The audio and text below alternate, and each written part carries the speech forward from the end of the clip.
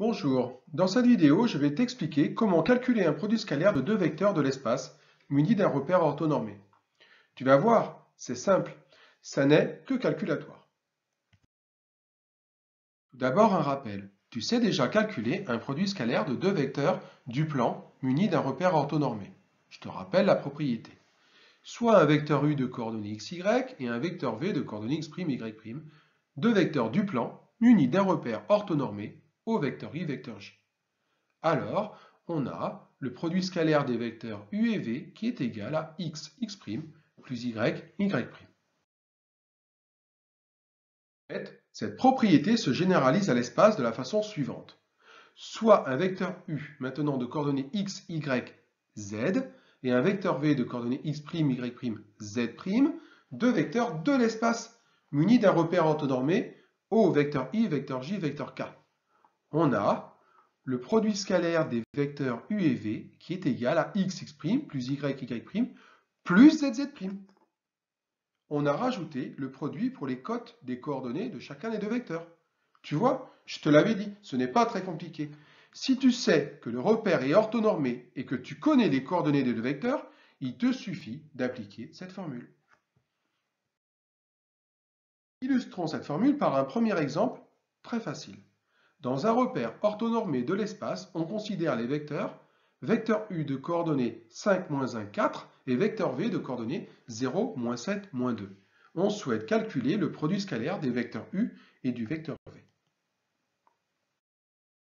L'énoncé annonce que le repère est orthonormé et il me donne les coordonnées des vecteurs u et v. Je peux alors appliquer la propriété et calculer le produit scalaire des vecteurs u et v, qui est égal, d'après la formule, x' plus y, y' plus z, z', c'est-à-dire l'abscisse du vecteur u, 5, fois l'abscisse du vecteur v, 0, plus l'ordonnée du vecteur u, moins 1, fois l'ordonnée du vecteur v, moins 7, plus la cote du vecteur u, 4, fois la cote du vecteur v, moins 2.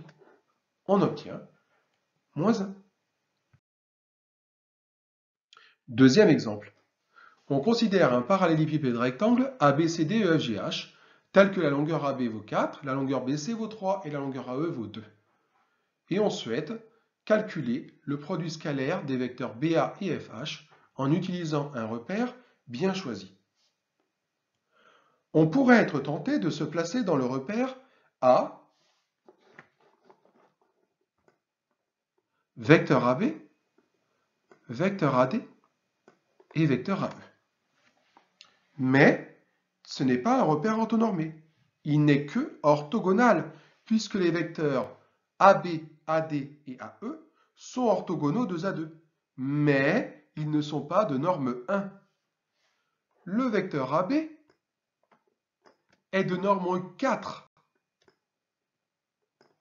Donc le vecteur 1 quart de vecteur AB sera lui de norme 1. De même, le vecteur AD est de norme 3. Donc le vecteur 1 tiers vecteur AD est lui de norme 1. Puis le vecteur AE est de norme 2. Donc le vecteur 1 demi vecteur AE est lui de norme 1. On peut alors se placer dans le repère orthonormé suivant. A, 1 quart de vecteur AB, 1 tiers de vecteur AD, 1 demi de vecteur AE. Pour appliquer la propriété, il nous faut trouver les coordonnées des vecteurs BA et FH. Commençons d'abord par donner les coordonnées des points B, A, F et H dans ce repère. Le point A est l'origine du repère, donc il a pour coordonnées 0, 0, 0. Le point B se situe sur l'axe des abscisses et il a pour coordonnées 4, 0, 0. Le point F a pour coordonnées 4, 0, 2.